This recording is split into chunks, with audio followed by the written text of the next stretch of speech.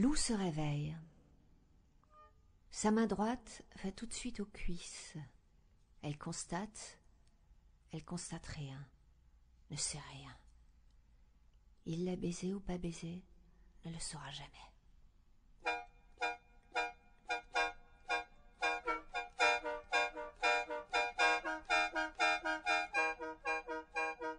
Peu importe. Peu importe. Peu importe. Elle doit sortir de cette tombe où on l'a couchée. Ce froid et ce silence pesant sur ce corps qui a l'âme d'un moineau, ce corps si frêle, aux milliers d'os arachnéens qu'elle va soulever d'un instant à l'autre pour se mettre en route. Retrouver un lit et la vie. Retrouver un lit et la vie. Retrouver un lit et la vie. Retrouver un lit et la vie. Retrouver un lit et la vie.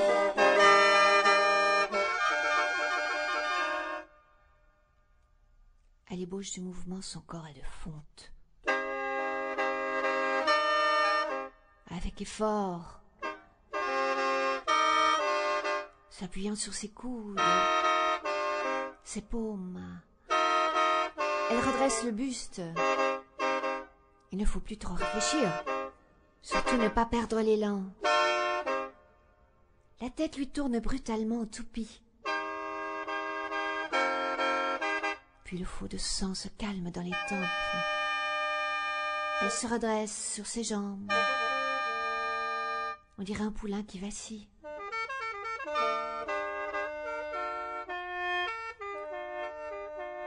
Elle se cogne l'épaule contre le siège, se rattrape d'une main et écarte les pieds pour assurer son assise. Vomit. Vomit des larmes. Vomit des larmes. Des larmes. Vomit des larmes.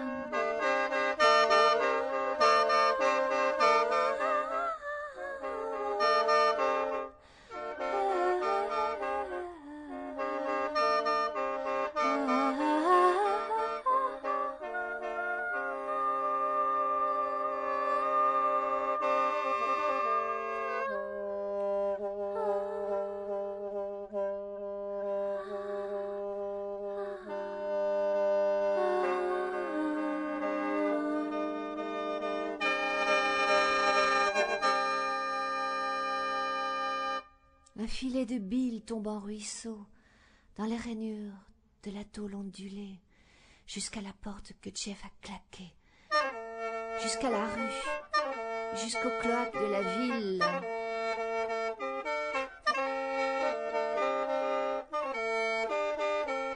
Elle tombe à genoux, vomit encore par petits spasmes. Par petites offrandes.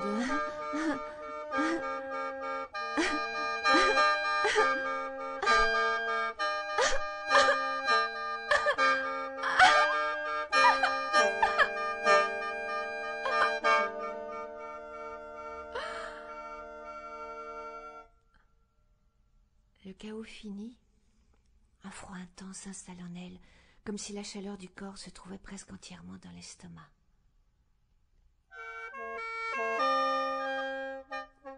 Aussi,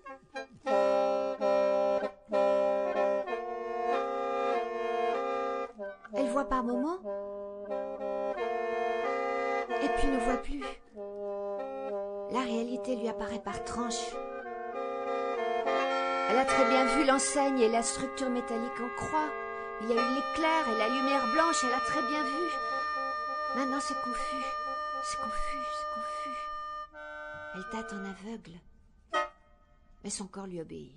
Elle saute facilement le barrage des 2 fauteuils, se redresse sur le siège. Il faut aller très vite, parce qu'il fait froid, de plus en plus froid. Bientôt toute vie sera retirée de son corps s'il ne fait pas extrêmement vite.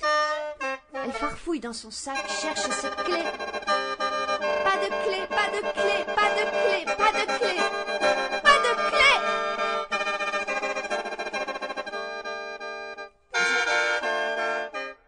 Elle soulève le sac, met sa main dessous, tâtonne, tapote partout, la pomme à plat. Elle s'énerve. L'attention des yeux sur un point précis provoque en elle un déséquilibre intérieur. Elle aurait comme envie de vomir encore.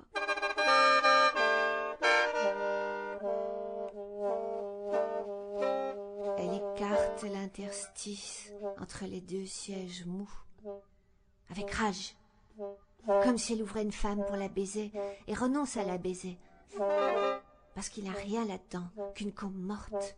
Et elle allait d'angoisse, l'angoisse, l'angoisse d'avoir perdu les clés. Les clés, les clés, les clés, les clés, les clés. Elle ne conduira pas de toute façon. Il fait trop froid. Ses mains déjà lui obéissent à peine. Ses bras sont gagnés par une raideur qui monte. Elle prend son sac et saute de la voiture.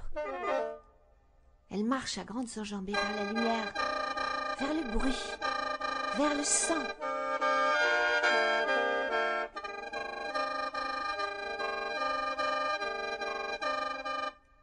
Ailleurs, des magasins, des enseignes scintillantes, un boulevard.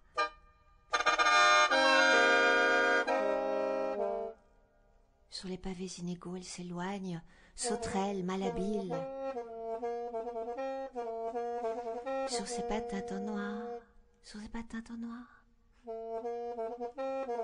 sur ses patins en noir, sur ses patins en noir. Perdue,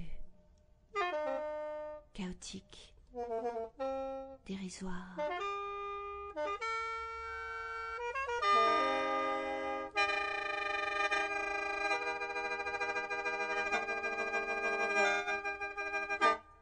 Elle s'engouffre dans un taxi en repliant les pattes. Le sac suit le mouvement et s'écrase sur sa face figée.